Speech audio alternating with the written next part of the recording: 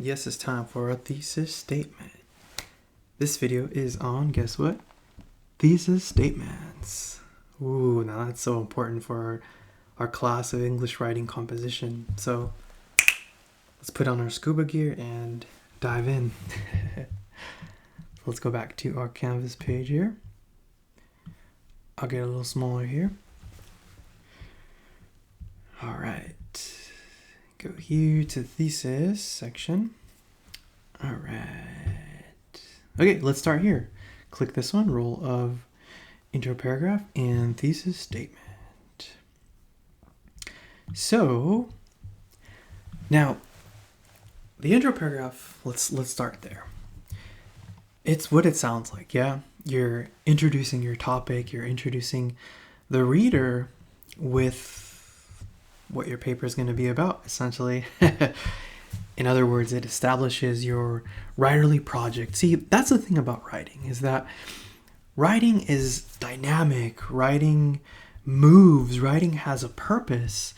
There's a project, there's something that the writer wants to accomplish whenever writing a piece. So let's say you're reading an article in Los Angeles Times about, the benefits of working out during this pandemic to keep your immune system strong. Okay. So let's say that's the topic.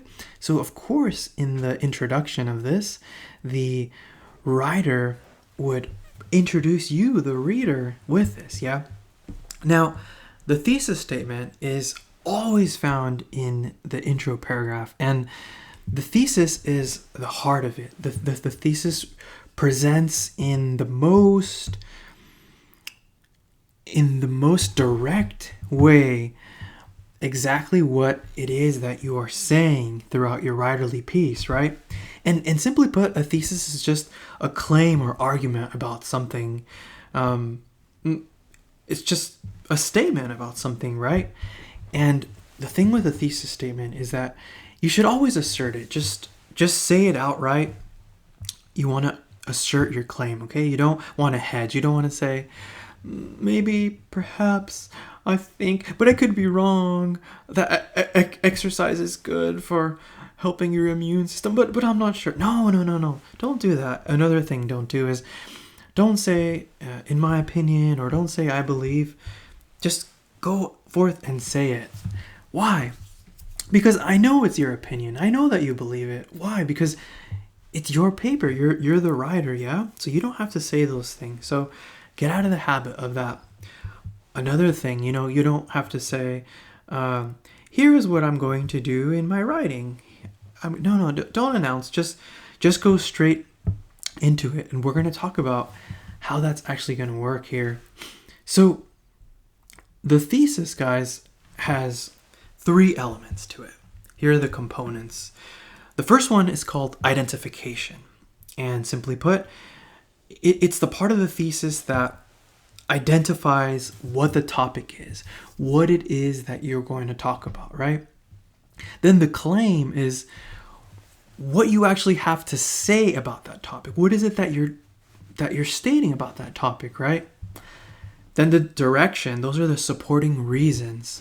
So, number 1, introduce the topic, bring forth the topic. Then say something about the topic, and then follow that with directions. Here's the reasons why this claim is true, right? So, ID, claim, and direction. I actually made this example up because a lot of times, we might think, okay, a thesis statement should always be about something heavy, about something controversial, about something super serious. Well, not necessarily. You see, it's just a claim or argument about something. The topic could be anything. It could be serious or not. I have this less serious example, but take a look at it. Jordan sneakers from the 1990s are far superior than current iterations. This is due to a superior use of materials and larger ergonomic comfort. Additionally, 90s colorways are more vibrant than contemporary ones. Before we proceed, I think we have 2 new vocab words. We have, I remember always in grade school when we'd have our vocab words for the week. Let's make a little song. It's time for our vocab words. It's time for our vocab words. All right, let's get into it. So first one is iteration, right? Iteration is just version.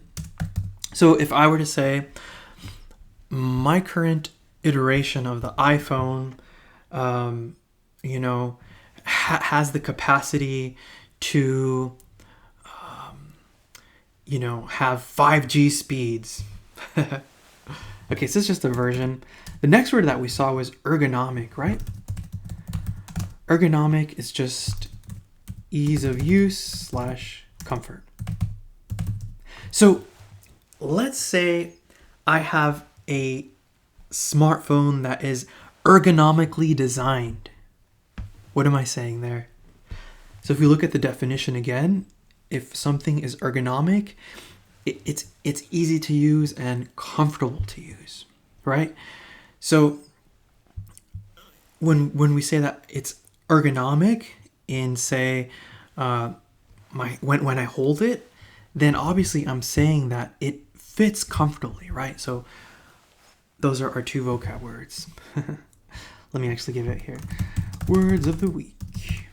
Here's a little challenge. Try to use these words in a sentence this week. Maybe you're talking to your significant other, or your parent, or your friend.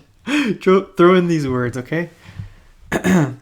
So with that being said, with our vocab words, now let's identify these components of our thesis statement here, okay? So what's the topic? Jordan sneakers from the 1990s. Okay, you know what? Let's make the topic green. Here, we'll make that green.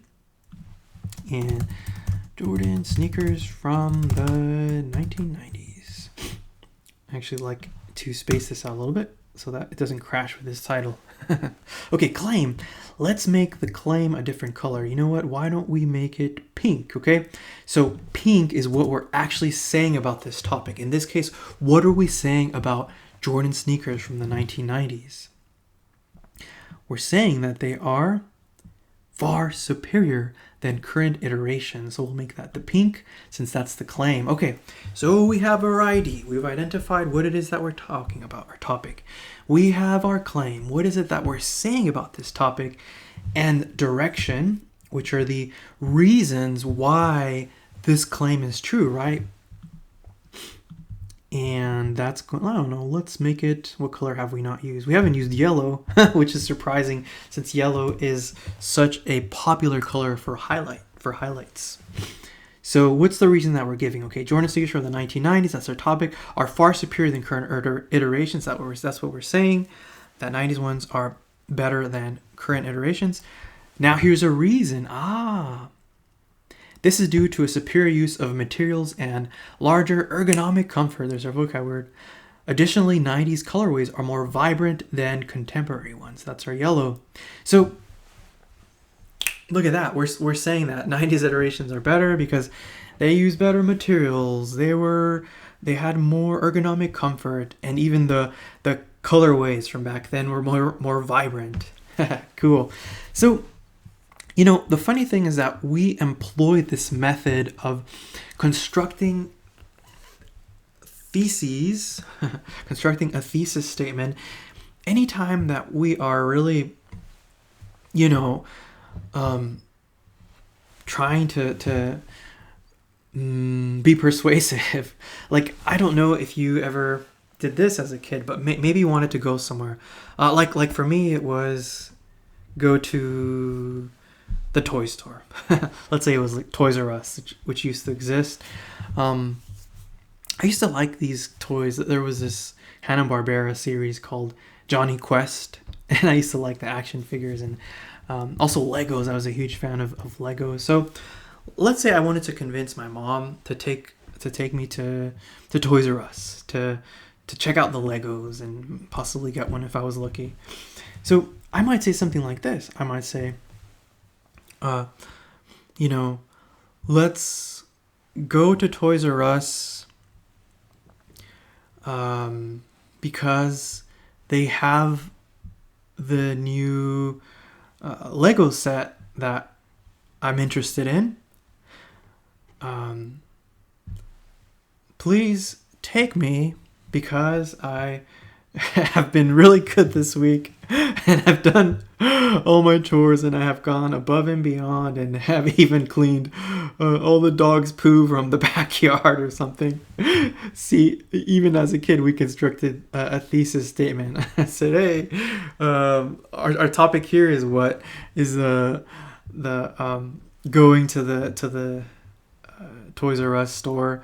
Why? Well, let's go because they have the Lego set that I want.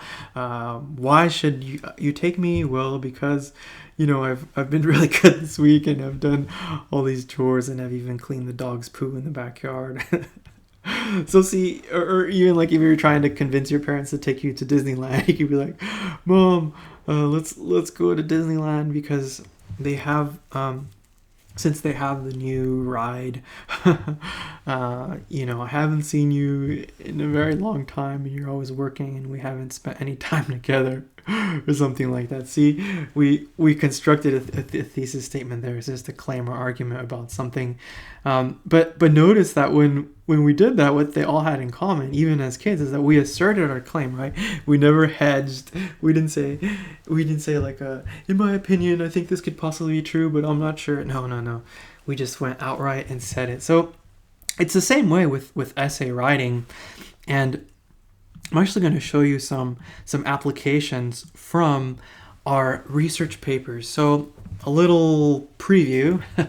The research paper that we do in this class is that, so you could be thinking ahead a little bit, is that you select an issue that you're interested in that really matters to you, and you propose a solution for what we should do about that issue using sources, which is something that we're going to learn in this class, intertextuality. And by the end of this term, you'll be able to say, hey, I did my own research. I wrote my own research paper. So let's get into it. We're going to click this where it says sample introduction paragraphs. And these are actually, we're going to look at some intros that I pulled directly from some research papers of past students of mine that submitted their research paper, obviously. So this is the intro from that. Let's check out the first one. So as you're listening to this, identify the thesis and its components, which are the ID, right? We're identifying the topic, right? And the claim, what is it that we're saying about the topic? And the direction, what are the reasons that support what we just said about the topic? Now, of course, this one is fitting into the format of both issue and solution, so do bear that in mind. But just listen for a bit. This is from a real student.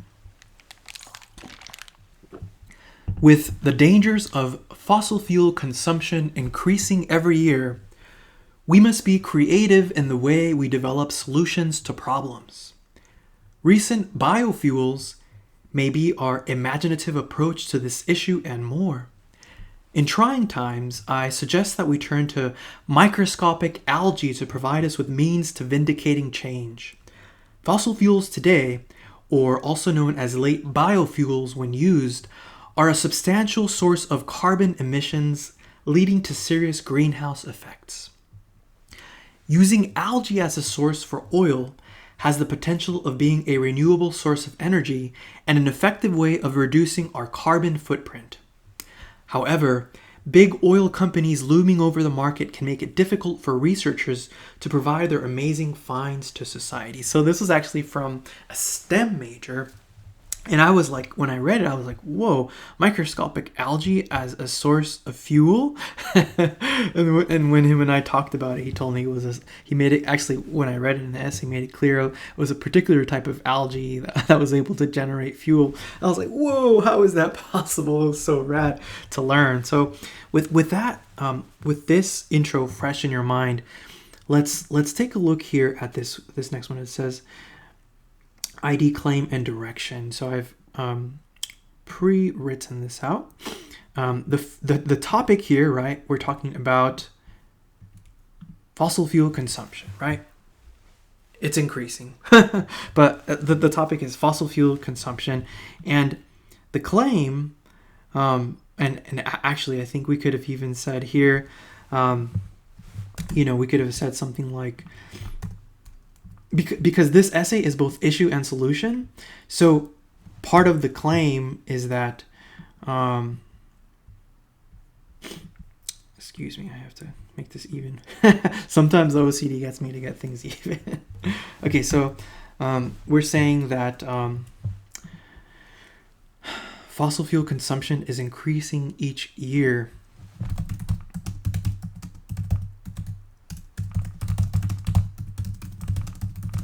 So first of all, for those of you who are not entirely sure what a fossil fuel is, a fossil fuel includes things such as gasoline, oil, petroleum.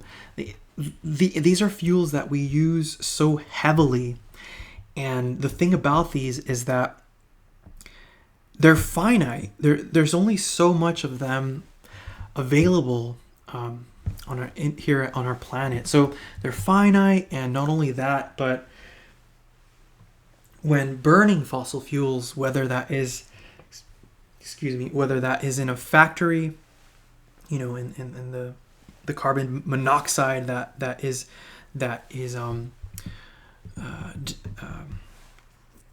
comes out as a result of this in factories or even cars, right? That's the biggest one. That's a really big one.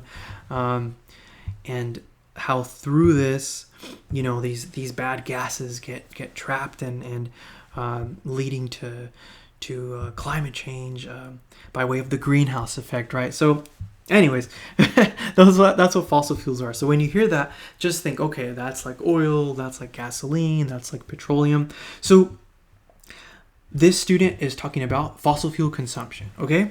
And this student is saying, and what's the claim? What is it that they're saying? Well, they're saying that it's increasing every year. And then for their solution, they're saying that we should substitute our use of fossil fuel with instead a microscopic algae as an alternative form of fuel. Okay, so see, check this out. With the dangers of fossil fuel consumption, so it's increasing, and then they're suggesting that we turn to microscopic algae. So that's our topic, fossil fuel consumption. Then the student is saying that it's increasing, and that instead of that, we should use these microscopic algae. And now comes the reasons, right? First of all, with our reasons, since this is both issue and solution, then the student should be working to demonstrate why what they have said is an issue, right? And to demonstrate why what they're proposing as a solution is something that will work, right? So look at this. They were saying that fossil fuel is an issue because of they release carbon emissions and they're a finite resource. So here we go. So here we go. So fossil fuels today are also oh my gosh. I gotta slow down. I don't know if that happens to you, but sometimes we get tongue-tied when we want to say everything so quickly. So let me pump the brake a little bit. Fossil fuels today, or also known as late biofuels when used, are a substantial source of carbon emissions. Okay, so that's our first one, right? That they say why it's an issue, and leading to serious greenhouse effects. So we can actually even add this here. So fossil fuels are an issue because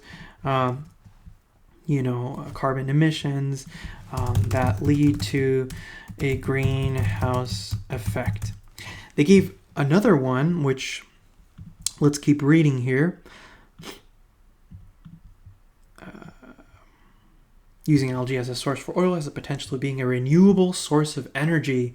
Okay, so if they're saying that their solution is renewable, therefore the fossil fuel is not, right? Because here's the thing: when you're presenting, well, in this case, if it's issue and solution, then the solution should address something that the issue is lacking, right? So, implicit within this student's explanation of why fossil fuels are a vehicle is that they're a finite resource, right? Because being finite, which is, having a limited amount, is the opposite of something being renewable. When something's renewable, it could be continually generated, yeah? Which is the opposite. So that's our little game there for looking for the ID, for the claim, and the direction. And let's actually take a look at, at random. Let's look at 3 here. So here's another topic. And as you're listening to this, be thinking, okay, what's the ID? What's the topic? What are they saying about the topic? Adobe. And also, what are the reasons that they're giving for their claim, right? So take a listen here. Excuse me a moment. Okay. So again, this is from a real essay that a student turned in. Every day, there is a service member transitioning from active duty back into the civilian world. But not everyone has a good homecoming or transition. Many of our veterans do not have plans or fall on really bad times and lose everything. Then they become homeless. For the past 10 years and beyond, this country has been at war, and while service members return from the conflict that they were involved in, the population of the homeless veterans is on the rise. It should be on. What may be the problem is that they went from an organized, structured military lifestyle to that of the more relaxed, go-at-your-own-pace lifestyle of civilians. The people that have fought for our rights to live the way we do are coming back with no home and struggling to find a place to call home. Other reasons why the homeless veterans population is increasing might be due to financial strain, getting involved with some really sketchy situations, and becoming more common is mental health disorders such as PTSD. If we can get our state and local leaders to come out and take a public stand to help the issue of veteran homelessness, then the appropriate resources and partners needed to combat this issue would make a tremendous positive difference. So let's revisit our chart here for intro paragraph 3. What's the topic? What's the ID? Well, the topic is veterans transition, right? From active service to civilian life, right? So, okay, well, what is the student saying about that transition? So let's take a look. Here we go. It's on the first sentence. There's a service member transitioning from active duty back to civilian work. Okay, that's our ID, the topic itself, and here's what they're saying. Not everyone has a good homecoming or transition. Many of our veterans do not have plans or fall on really bad times and lose everything. Then they become homeless. Okay, so is it a smooth transition for everybody? Well, no, not according to the writerly project of this student within this essay. And so here's what they're saying about it. They're saying that the transition for veterans is often extreme and can lead to homelessness. So it's not smooth for everybody, and then, okay, so if that's the issue, is that, it's a rocky transition a lot of times from active duty to civilian life, and that rocky transition even implicates homelessness, right? And the solution, what we can do is taking a public stand and raising awareness. See, if we get our state and local leaders to come out and take a public stand to help the issue of veteran homelessness, then the appropriate resources and partners needed to combat this issue would make a tremendous positive difference. So, see how we did that there? All right. And, so what were some of the reasons that they gave for this transition being rocky for some veterans? Some reasons this person gave was financial strain, sketchy situations, and PTSD. It's over here.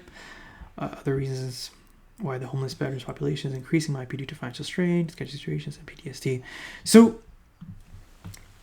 as you read essays, as you read articles, as you're looking at a thesis statement within these essays and articles, and of course writing your own, right? Your own intro paragraph and thesis statements, be very intentional in identifying, what's the idea, what's the topic that they're identifying, what's the claim, what are they saying about the topic, and what are the supporting reasons to support what it is that they're saying.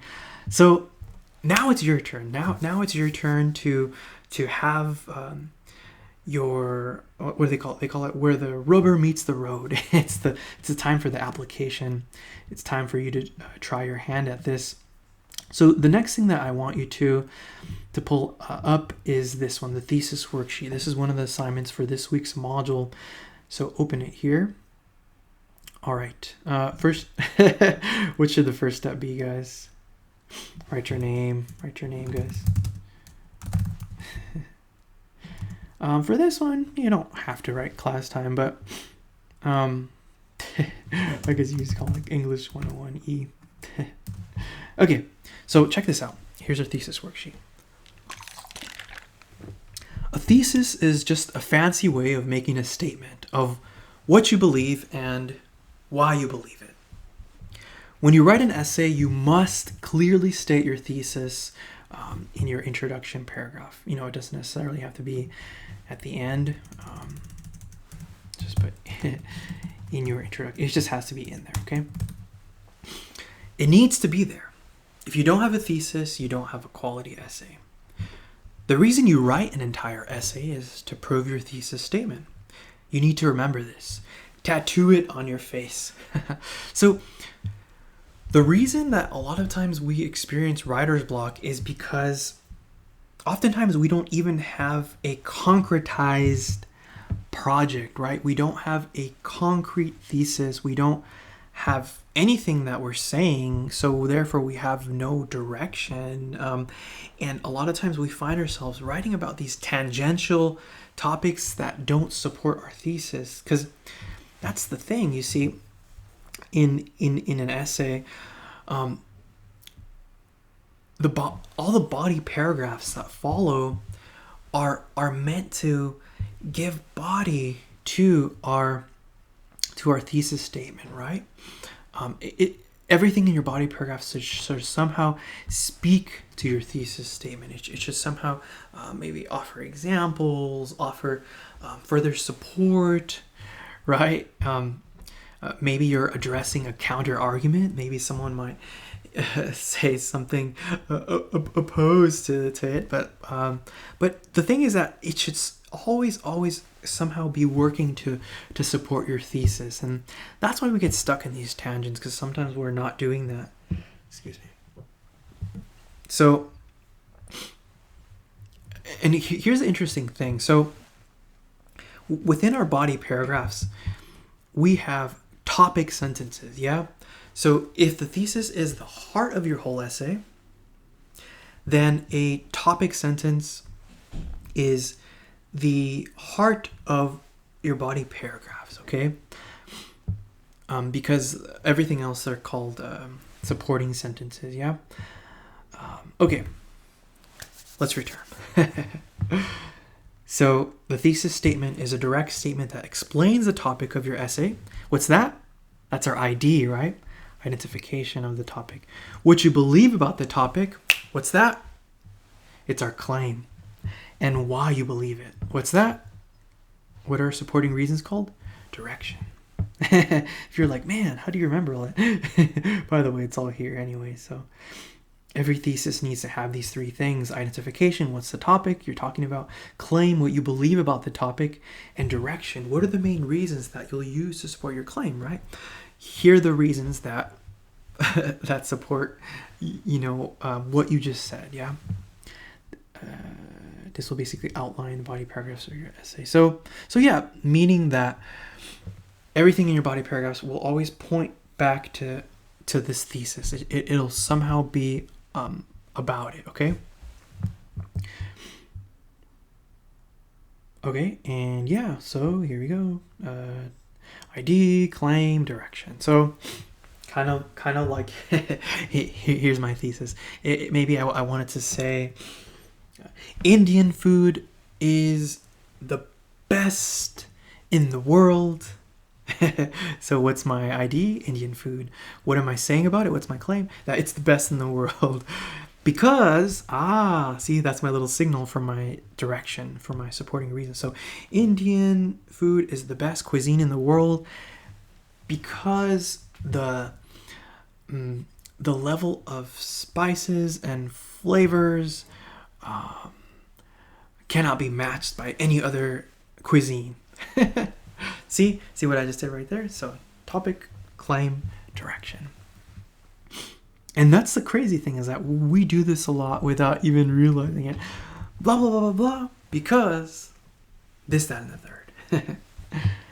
So here we go. Let's see. Before you write your thesis, decide what you plan to argue and determine some different and general ways which you can prove your opinion. Okay, so yeah. So before even coming up with your thesis, you have to first think about what it is that you're going to write about anyways, and that's where brainstorming comes in and outlining comes in, which we've integrated into our class.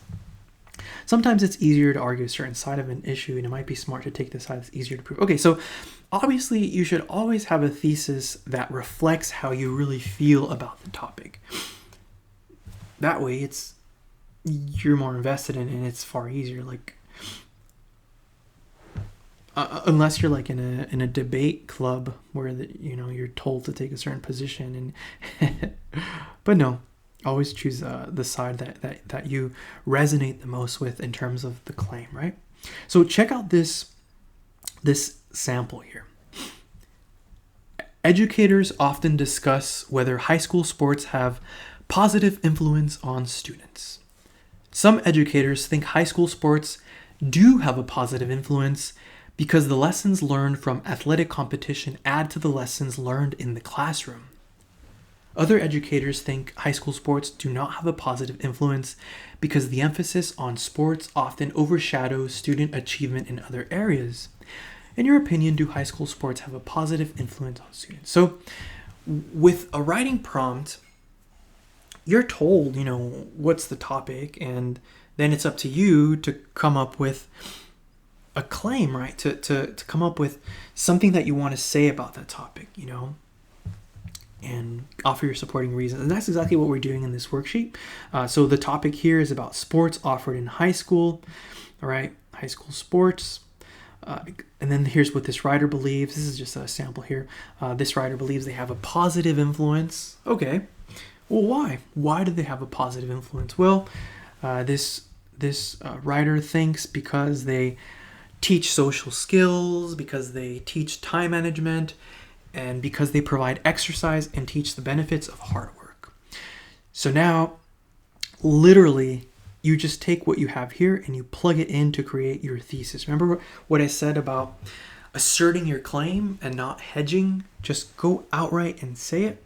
Look at this. High school sports unquestionably have a positive influence on high school students. Okay? Because they teach social skills, teach time management skills, and provide exercise and show the benefits of hard work. So you see what this student did? They literally took what they had here, which was the brainstorming portion, right? And they used their direction. And that's exactly what you're going to do with this section here. Check this out. The state of Illinois has been locked in a debate for several years as to whether the driving age should be raised from 16 to 18. Some people feel that 16-year-olds lack the responsibility and maturity to handle the significant privilege of driving. Others argue that 16-year-olds use their licenses for much more than social events. In your opinion, should the driving age be raised from 16 to 18? So what's the topic? What's your particular claim? How you feel about that topic? And here, okay, and it has to be from here. And then what are the reasons, or the primary reason that you feel supports your claim? And then literally take what you've written here and plug it into your thesis. Blah, blah, blah, blah, blah, blah, blah.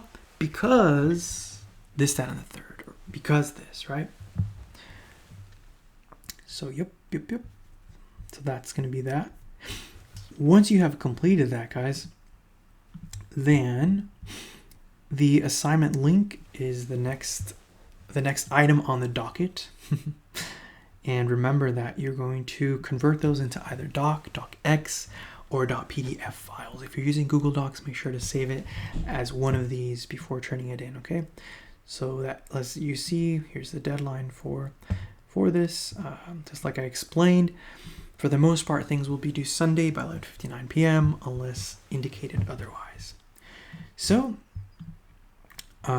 you can take a look at the other sample intro paragraphs and the worksheet. I know that we looked at too, but if you want to take a look at those, then you can do so. But remember this: we always work with thesis statements without even realizing it. Like, even as simple as trying to argue for a particular restaurant over another, like maybe you're with your parents or significant other or friend or something, and you want to argue why you should go to a particular restaurant, and right there, you've just built a thesis statement. It's like, hey, let's go to, I don't know, for me, there's this Indian place called Tandoori. Let's go to Tandoori because they have a delicious buffet. That's only like $10 or something. See, I've created a thesis. So yeah. All right, guys, if you have any questions, please do let me know. And stay tuned for the next video.